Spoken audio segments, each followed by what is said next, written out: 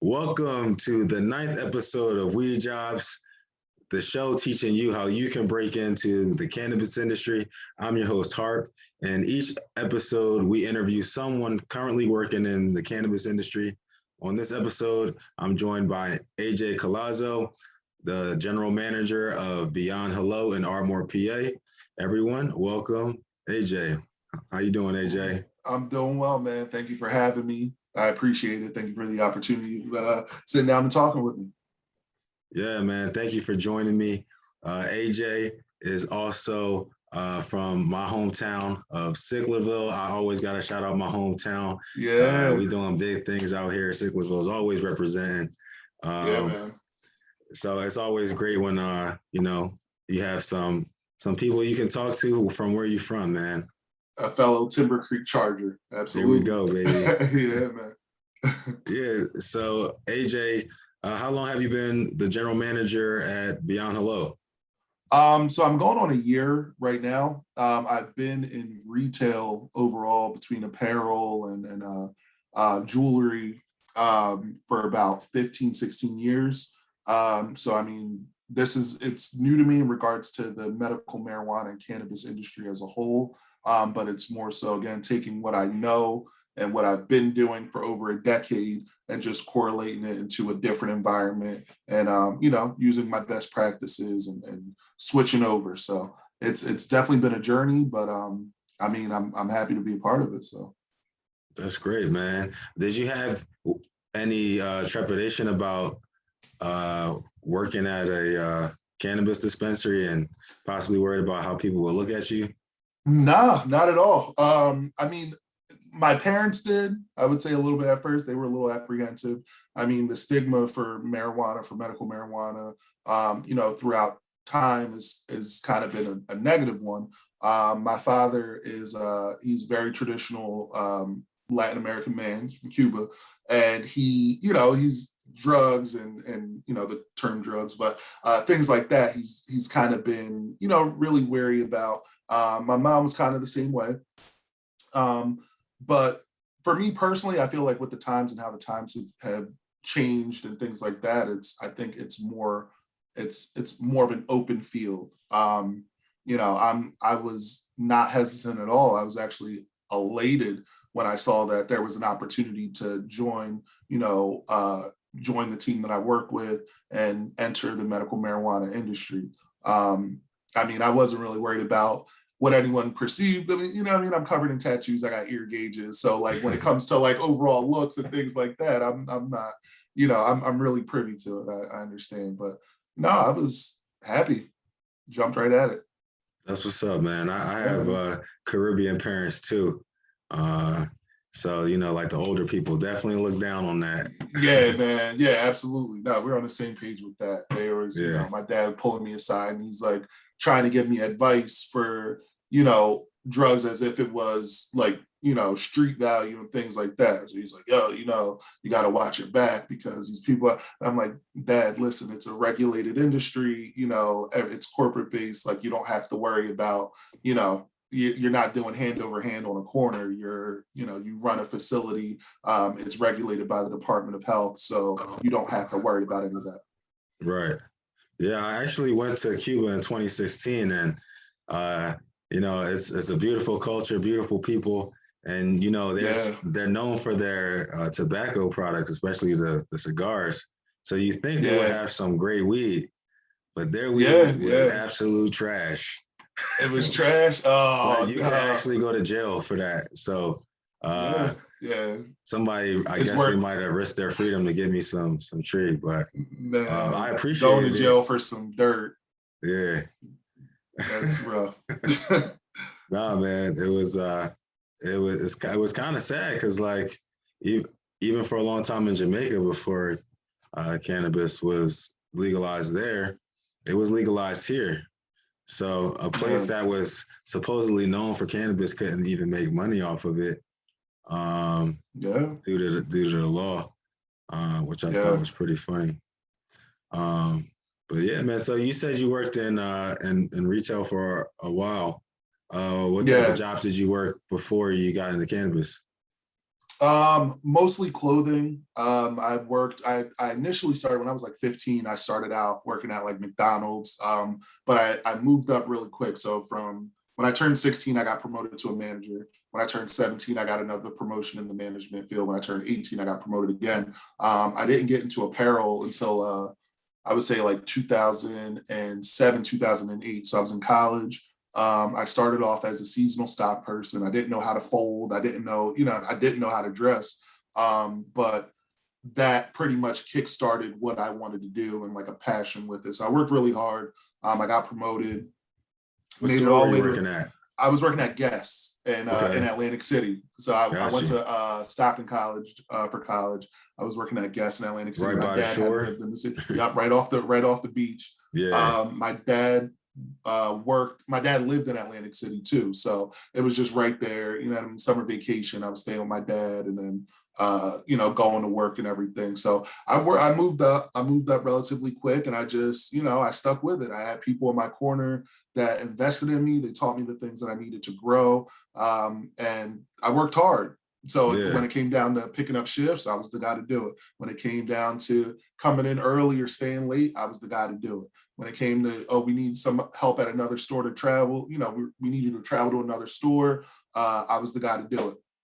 So I did it. I took the time to really understand business as a whole, and that was it, man. It got to a point where naturally, you don't have to think about like, okay, how do I do this? What's the process for doing this? Now it's more of a natural occurrence when you're like running a business and things like that. So again, transitioning from apparel to medical marijuana, at least in a dispensary, it's all natural. It's all like, okay, I know how to run a business. Instead of selling t-shirts and jeans, I'm now selling, indica and sativas and hybrids and things like that. So Nice. yeah, So man. you was the guest plug, man. Yeah, Guess. I worked at Armani for 6 years. I was with Guess for 6 years. I worked at Armani for 6 years. I worked with Fossil Group Incorporated for a couple years. So I definitely had my hands in everything, but I also wanted to grow and learn. So I went from like everyday apparel where it comes to just standard denim. When it comes to cost and value, like moderate level to more of high end fashion. And then I got into accessories. I got into handbags, jewelry, things like that. So even down to in between time, like after I had a couple stores that closed, so I was unemployed for a little bit. I ended up getting a job at Starbucks. I was general manager of a Starbucks or a Tivana, rather. They were owned by Starbucks. I was general I manager recently for heard them. that. I was blown away. Yeah, It man. makes Yeah. sense. Yeah, yeah. And I mean, dealing with tea, loose leaf tea, to dealing with marijuana, it's a very fine line I as don't, well. The lines can are get they even blurred. still around? I haven't seen any of the stores. No, they got bought Oh, out. Yeah, they okay. got bought out. Like I think it was like 2018, 2017, they got bought out. So or they closed or something crazy happened, but they ended up closing a bunch of their stores. So yeah, that was it. That was the end of that. I mean, again, I got my feet wet. I understood loose leaf tea. I'm a tea drinker, Yeah, so it all worked out. that's what's up. Yeah, I just Yeah, want to man. say, yo, I don't know if you remember, you probably know this, but the pencil pocket and the Guess jeans, Yeah, yeah, fire, man. yeah, Classic, man. classic staple jean. You had to have that when I was in high school. The Yeah, pencil pocket was all that. And they had like the most freakiest fabrics and materials for jeans. yeah, They yeah, was they man. was doing some freaky stuff. Yeah, they're innovative. You know what I mean? Innovative. Yeah, there That's was all. this Yeah, one that was my favorite. It was like shiny on the outside. And yeah. then if you cuffed it, it had like a pinstripe. I had a pair of FUBU jeans that were like that from back in the day, and they were like a Okay. platinum. Yeah, and then you cuffed it on the inside, and it was like a red stripe with the extra platinum. Like they were tough. They were tough. Right. I'd still rock them today if I had them. Like Oh yeah. yeah, fashion just repeats itself. So With some butters. yeah, right. Yeah, absolutely.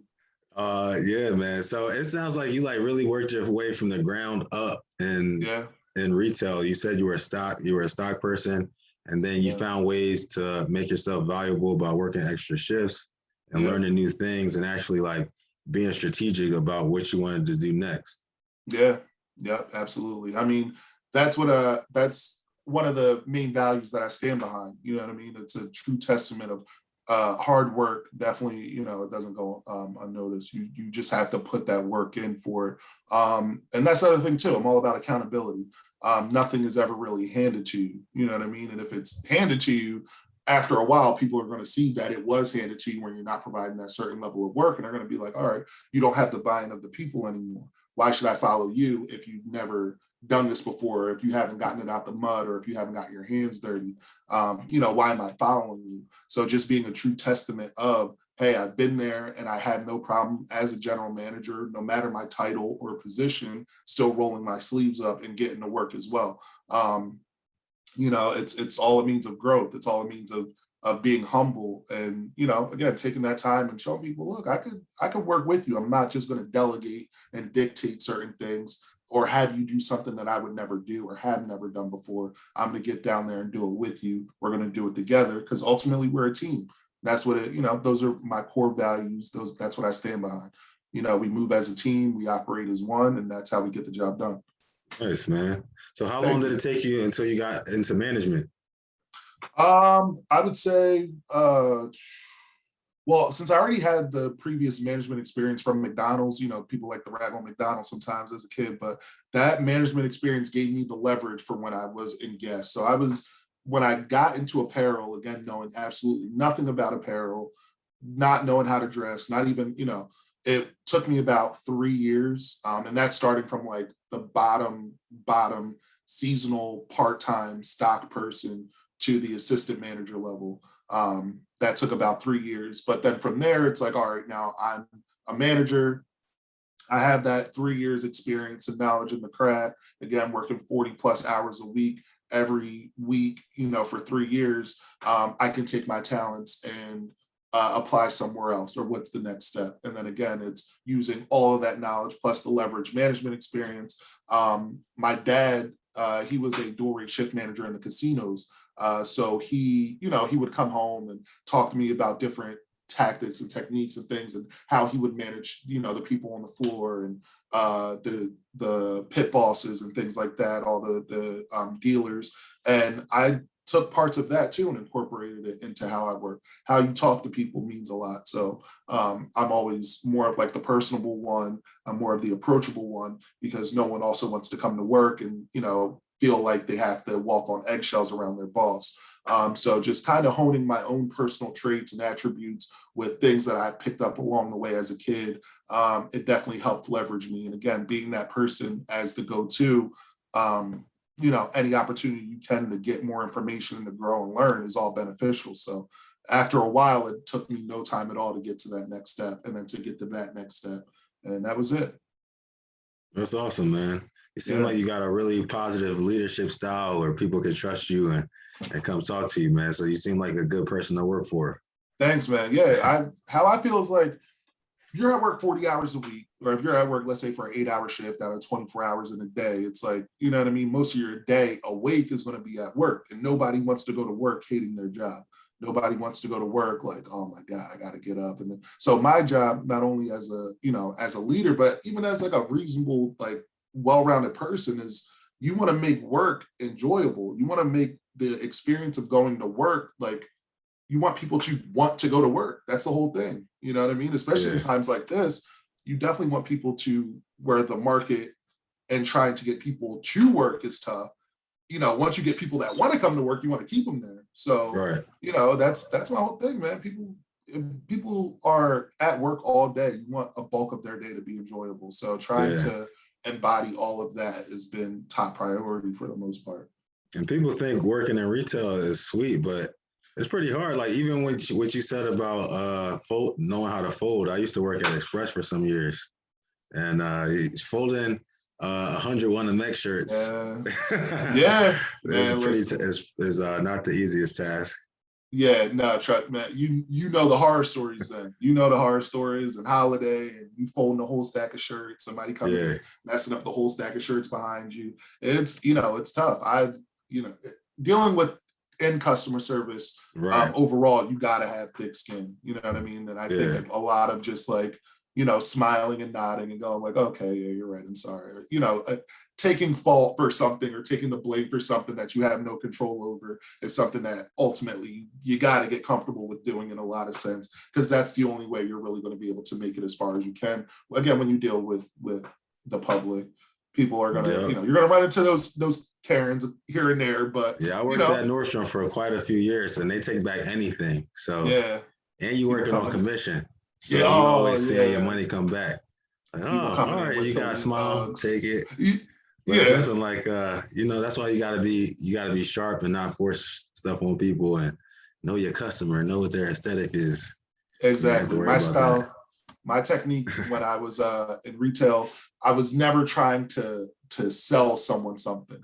I used to get offended when people would call me a salesman, because I'm not real, like, I'm to the definition, sure, I'm a salesman, but that's not what I am. I'm not trying to sell you something. I'm trying to help you find something that you're looking for ultimately. You know what I mean? Customer Yeah, service representative. So, if we have a goal to make, my approach to you isn't like, hey, I'm trying to get you in this. I don't care how much. It's more of an approach as just somebody that's there. Yeah, what's going on, man? How you doing today? What's up? Oh, I like that, your shoes. Oh, what are those? The new Jordans that came out. Oh, all right, cool. Yeah, I was trying to get my hands on those. And then I build that conversation with you. I build that rapport with you, and you feel more comfortable. And when you're more comfortable in an environment, you know what I mean? You tend to be more open to that dialogue and conversation, and you start to look more and like, okay, cool. I like this shirt. This shirt can go with these Jordans. And that was pretty much it. And that's why I think also with customer service, why I succeeded so well, was because I'm not going in there with that mindset of I need to generate as much money as possible in the quickest amount of time to boost my stats and to boost the volume. It's, hey, I'm talking to you as a person. I'm here just trying to make my day go by, trying to enjoy life. I know you're here. You have that preconceived notion that when you walk in here, I'm gonna be on top of you, but that's not the case. You know what I mean? I want to be yeah, different than the 7 other stores you've been in the mall with 7 different employees that have tried to shove things down. Yo, buy this, buy that. Nah, I want to be the one person that's like, yo, what's up, man? Nah, just come hang out. If you don't buy anything, that's still cool. And people would still buy stuff, You don't yeah. feel pressured. You take your time with it and you still end up with something. So, That's what's up, man. So, yeah. when did you decide that you wanted to work in the cannabis industry?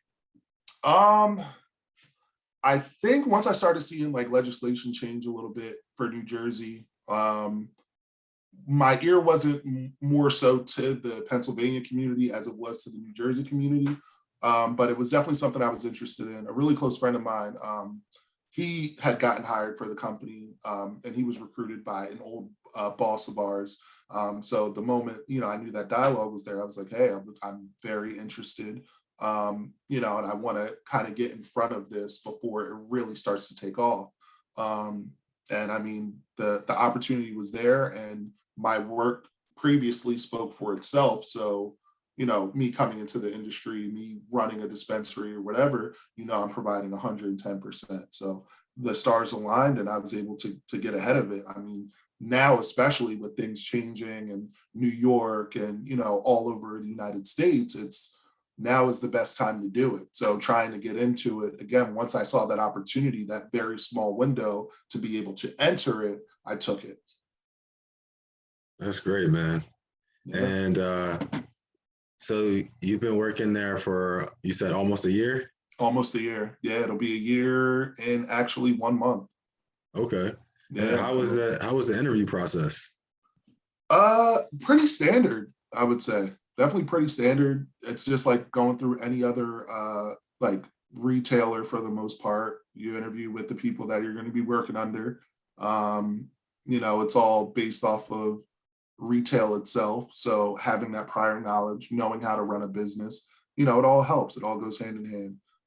It's one of the things where if you can get in at entry level, if you can come in as like a part-time employee and you're willing to put the work in, if you are, let's say in PA, it's strictly medical at the moment, but if you're a medical patient, um, still being able to try the product, to understand the product, to read up on the product. Knowledge is power in this industry, especially. So, understanding what you're talking about, partnering up with and using the right tools to understand better what you're talking about. It's all beneficial. That's cool. Yeah. Uh, excuse me. Yeah.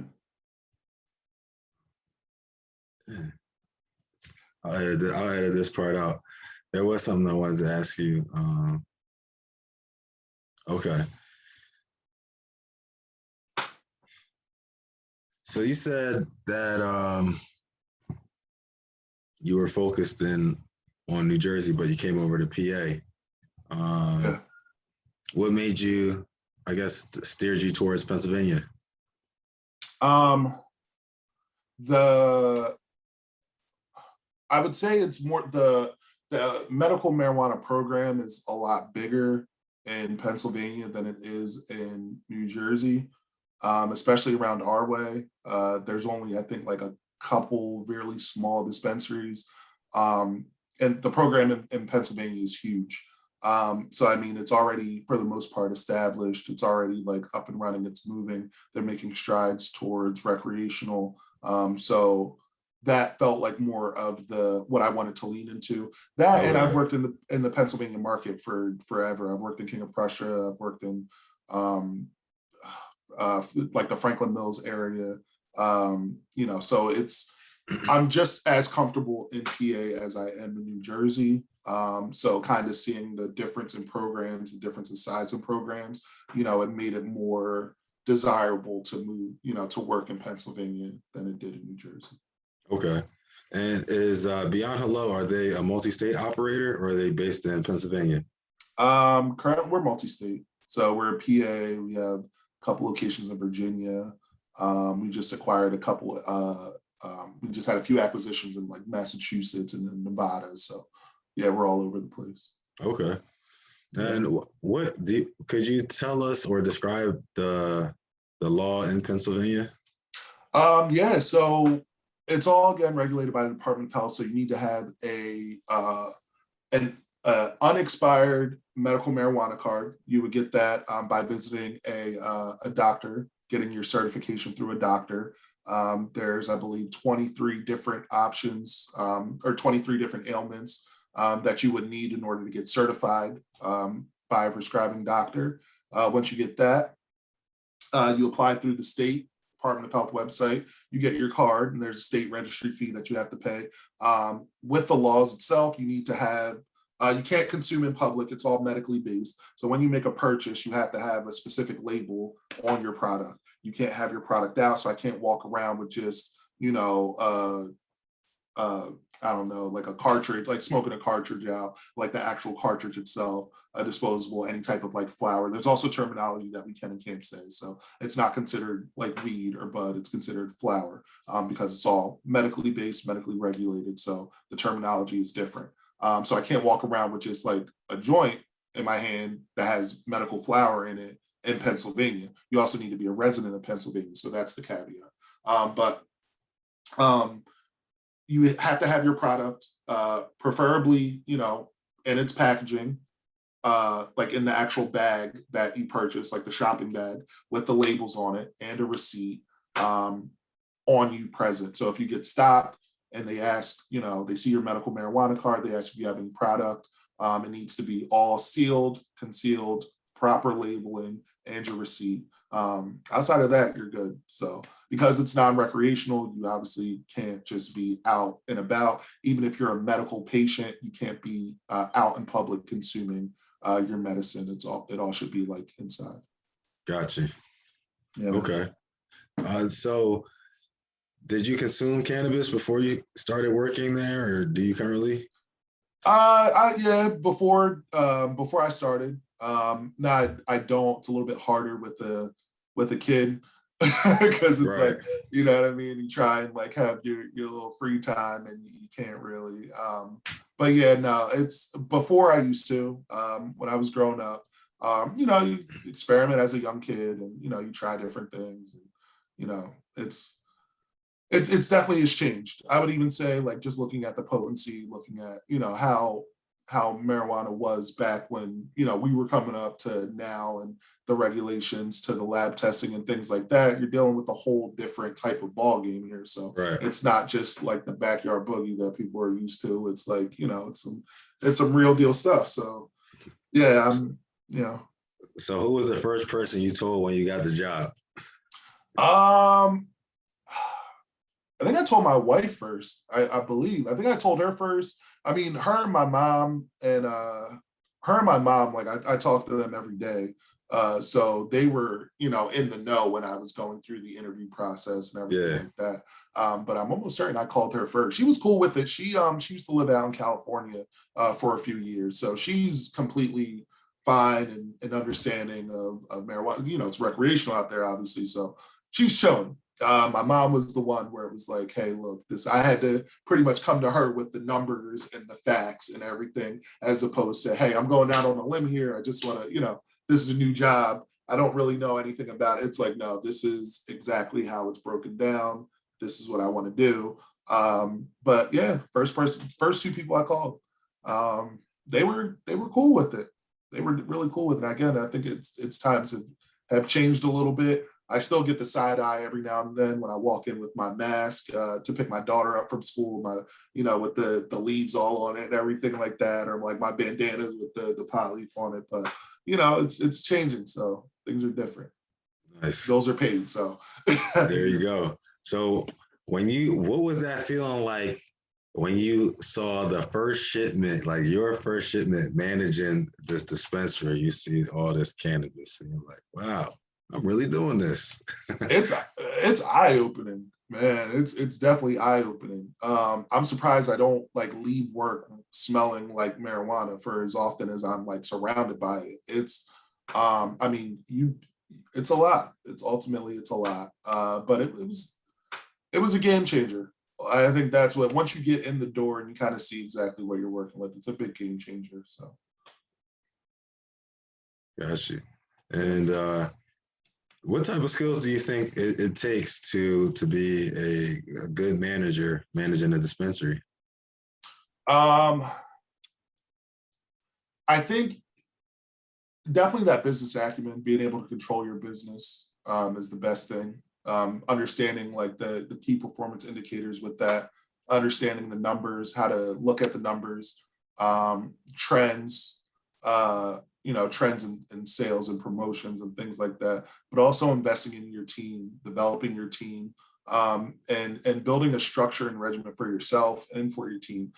Keeping things consistent is the best way to be able to like manage, anything essentially. It's the best thing you can do. The more organized you are, the better off you'll be. So I think if you have an understanding of how to be organized, your day-to-day tasks, being knowledgeable, taking that extra time to invest in your people, and to look at the numbers, especially building the rapport with the patients, a lot of clienteling and things like that, as best as you can while it's still regulated. Those are all the keys to success, I feel like. Is the environment in the dispensary different from other retail operations that you've been a part of? Yeah, big time. I think because it's structured a little differently.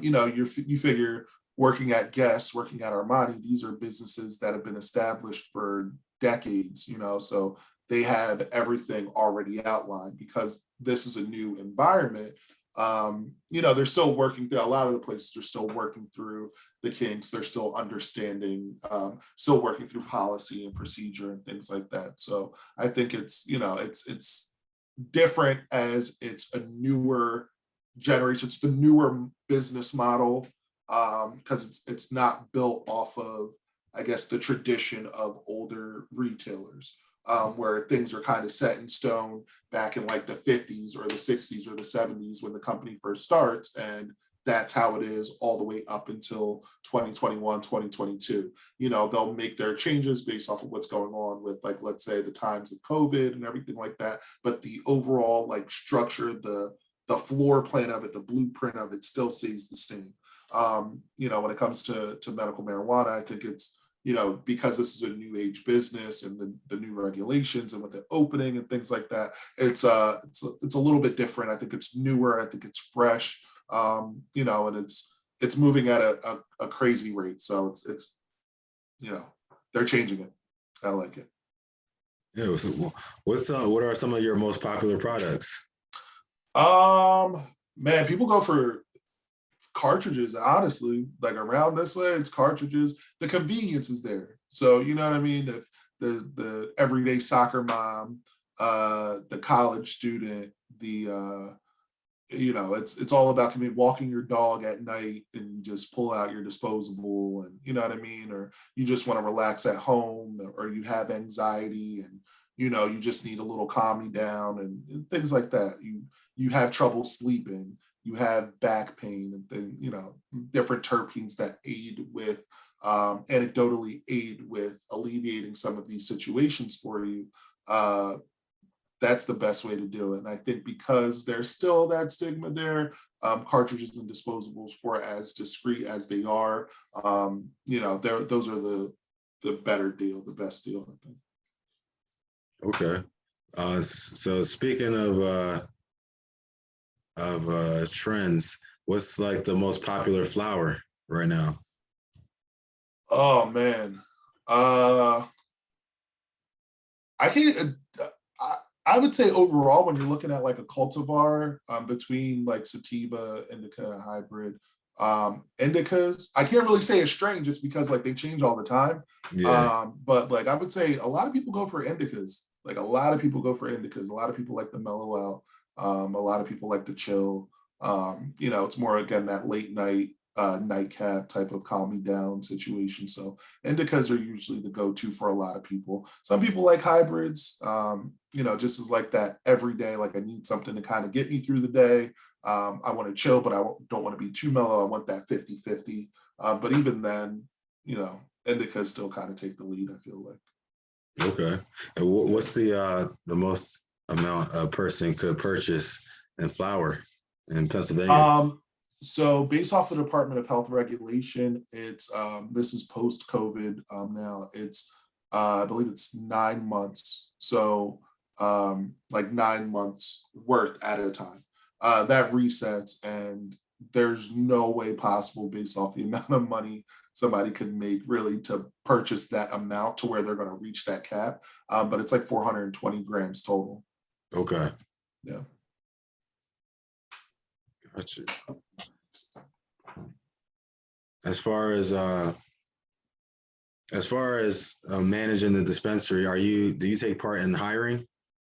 Yeah, I do everything. I'm really hands-on, and I like to build relationships with people. So on board with hiring. We have a recruitment team, an amazing recruitment team, an amazing onboarding and human resources team. But when it comes to looking at talent, when it comes to, figuring out where the talent's coming from, looking at the talent pool, I feel like it's my ultimate duty, obviously, with bringing on talent to be one of the first people that they see. So yeah, I take pride in that. Yeah, so what type of individuals do you think make good candidates to work in a dispensary? Honestly, anyone, if you have the passion, and that goes for like, again, any field. If you have that passion and you want to learn more, you want to grow, you're willing to come in with an open mind, and be ready to work. I'm a testament to when I first started in retail, not knowing anything about apparel, not knowing how to dress. I put the work and the time in to understand my environment, and that helped. So anybody I feel like could be a positive candidate.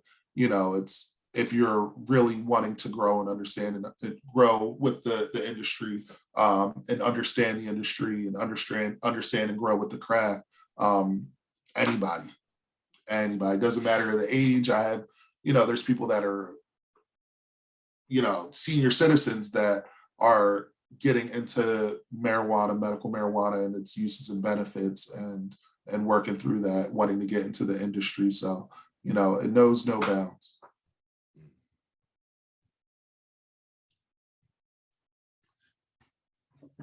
Oh man, today I am skipping a beat today, man. It's all Friday's good. kicking my ass. It's all good, man. It's all good.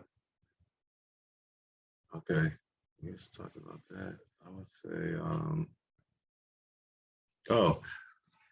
I know you were coming from like apparel and clothing. How long did it take you to learn the terminology in the cannabis industry? Like, I know there's so many different things to learn, like about the terpenes and the different strains and that sort of thing.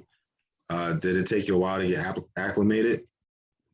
Uh, yeah, it took me a few months of just buckling down and reading. It took me some time with employees, kind of, picking their brain, but a lot of it's reading. A lot of it's, like cheat sheets and charts and, understanding that there's a lot of resources that are out there. There's a lot of websites that are out there. Sitting down and talking to like pharmacy friends and things like that that are in the industry as well. There's a lot that you can use, but that's also your best option. Now, obviously, everything works different for everybody. So kind of relying on some anecdotal references as well for certain product, but it was a lot.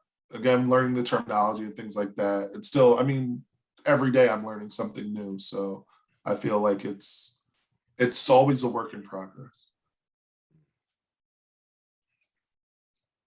Okay. So what's your day to day like as a manager? Uh, I think I pressed the mold, like I changed the mold a little bit on what the day to day typically should look like to what like I do. Again, I'm really hands on, so I'm in the field. I'm all over the place. Um, I'll start my mornings usually doing like paperwork, et cetera, things like that. But if there's conference calls, but I'm really hands on. So when it comes to talking to patients, when it comes to looking at product, reading up more on certain product, ringing people out, checking people into the facility, I do everything. So that's my day to day from start to finish. It's pretty busy, but I like to stay busy. I like to keep busy. It helps me, stay on my toes. It helps me stay fresh. So I don't ever want to like just sit down and stop moving because then I feel like I'm not doing enough. And that's my main thing. I always want to keep doing more or keep understanding more. So Okay. Are there any books that you read on how to lead or how to manage people that you would recommend? um not any books, but one of my former employees actually wrote a 10-page biography about me and my leadership style for the George Washington University Business Management Master's Program.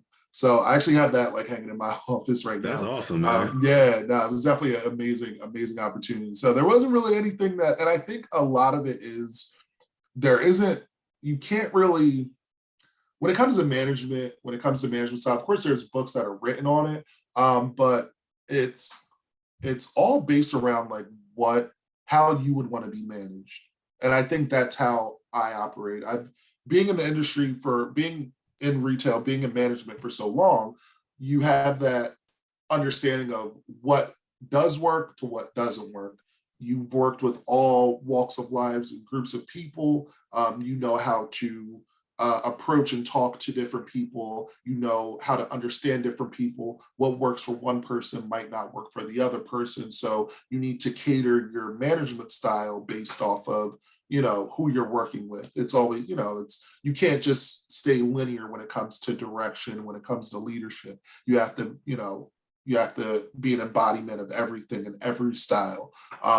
So that's why I think I've never read like anything when it comes to managing because I feel like that's too structured and I feel like it would be too direct for just one style of management. In order to be successful, I feel like you need to have different attributes and different styles, and a lot of yourself. I'm not someone that looks at everyone as a number. I'm not everyone that looks at someone as like, hey, I demand you, I'm demanding this of you. I need you to do this specifically. Again, I'm someone that's going to work hand in hand with you. So having that compassion, standing on a really strong moral compass, that all is a part of myself. And that's kind of what I embody in my management style. So. That's great, man. Yeah. So you said there were a lot of resources that you utilized when you were learning about the industry. What were Yeah. some of those that you could point some of the listeners to? I would say like Leafly, Weed Maps, things like that. Typing in different strains, like if there's a strain you're familiar with, those two sources were amazing.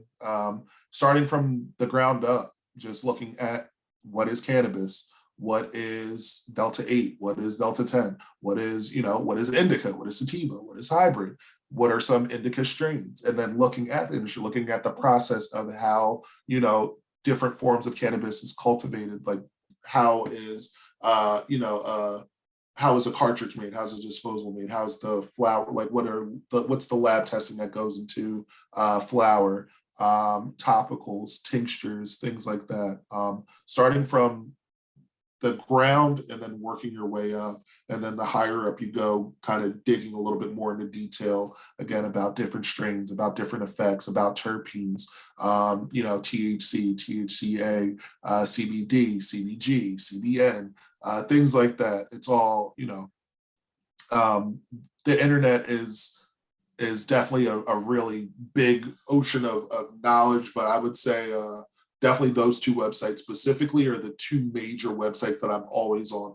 And then like peer sources, if you go on, the Pennsylvania medical marijuana subreddit, just reading posts and that's again, the best way to kind of talk to just regular people, not someone that's just typing something up, again, based off of what numerical data they may have in front of them, but talking to people that are really trying this concentrate or that have really, consumed this strain of, brownie scout or citrus daydream or whatever strain it is.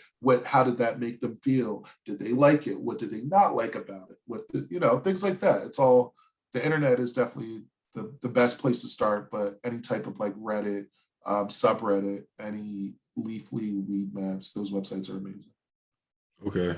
So you've been there for a lot of people's first moments in the dispensary. Can you describe what that's like being a part of that? It's an honor. You know what I mean? It's definitely an honor. It's like, all right, I'm the face that you see that's going to introduce you into this whole new world. You're like the wee Yoda. Yeah, exactly. Yeah, I sit there with my legs crossed, and I'm in I speak in tongues and everything. No, it's dope. It's I like it. I like it. I like being a vessel in that regard. It's you can kind of see when they're a little bit hesitant too, not even from a standpoint of working, but in a standpoint of them it's their first time dealing with medical marijuana as a whole, as a patient, as a consumer. So, you want to guide them in, you want to ease them in. You got to have patience. You got to take your time. Again, having a 4-year-old, the level of patience that I have to have is out of this world. So it's, you take your time, you speak direct. You make sure that they understand before you move forward with anything else, because the last thing you want is a miscommunication or a misunderstanding, especially dealing with something that may, hurt someone, not like in a sense of like, obviously like death, but in a means of something that someone may have an adverse effect to something, you know what I mean? So. Yeah. Okay. So I'm assuming you don't experience any Karens in a dispensary. Does that happen? Occasionally, definitely Yeah, occasionally. People get hyped in the dispensary. Some people do, man. Yeah. You'd be surprised. You would definitely be surprised. But it's all when you're dealing with something that kind of teeters that line of retail. You're going to deal with it. It's people will be upset that it's raining one day. So again, it kind of all tapers back to what I've dealt with in the past. You just gotta nod and be like, all right, cool, man. Listen, Yeah. I understand. No worries. Do you take returns? I can't answer that. So AJ, I know you have a lot of medical patients that come in to see you. Are there any stories of where you dealt with someone who had like a major issue and they came into you guys for meds, and you just saw like over time progress and how it's changed them? Yeah, I can't speak on one specific instance in depth. However, I see it all the time. Someone when it's their first time coming in to their 20th time coming in. When somebody finds something that works for them, they stick with it. So, we're there to help and assist and to allow people to grow further in the, when it comes to learning about cannabis, the cannabis industry, medical marijuana, trying to be a tool to help whatever ails them. So I've seen plenty of times people that are walking in with back problems or, an ache or a pain or having trouble sleeping at night to like a few months down the line. They're coming in and, they're a ball of energy, they're moving, they're shaking, they have pep in their step. And it's a beautiful thing. I mean, it's awesome to kind of see that progression. That's what I'm about. Okay. So if someone was thinking about using medical marijuana, do you have any advice for them? I would say definitely, obviously, get your medical card if you're in PA. And then any dispensary, most dispensaries, if not all, through the Department of Health, they need a pharmacist on site. We offer free consultations with every visit. So sitting down with a pharmacist, sitting down with your doctor, when you go to get the certification, just to make sure that it is the right thing. And then, your first visit, sit down with a pharmacist. Most of the patient consultants, most of the employees, they're really knowledgeable, but I mean, the pharmacist is definitely there to help. So taking the time, getting to understand it. Who knows, maybe, your first visit, we might not have what is made for you or made to help you at that moment, but that's not to say that we won't have it down the line. And that's not to say that you won't now be knowledgeable on what you need or what you're looking for. So I use the resources that are at the dispensary. Look into it, read it a little bit more. But if you're getting your certification through a doctor and then you're visiting a pharmacist that's in the dispensary, that should definitely be at least more than enough to help guide you and aid you with going into medical marijuana for first time use. Okay. And what type of positions are there at the dispensary? I mean, everything is pretty much set up like a regular retail store. We have an inventory, we have inventory personnel, we have people on register, like regular employees, patient consultants, part-timers, full-timers. Management structure is relatively the same, assistant managers, floor managers, the general manager. So it's all still structured just like retail is. It's just, the facility is a little different. It's not, you're not walking into like a mall and, you have the jeans everywhere all folded. You could just walk right up and pick up a pair of jeans. Now you're getting checked into a dispensary. You're walking back, you're seeing the dispensary, you can't look at the product itself, like open it up and look at it. But, all of it is based off of what ails you, what's being paired with what ails you, your method of consumption, what works best with how you want to consume medical marijuana and moving from there. So Okay.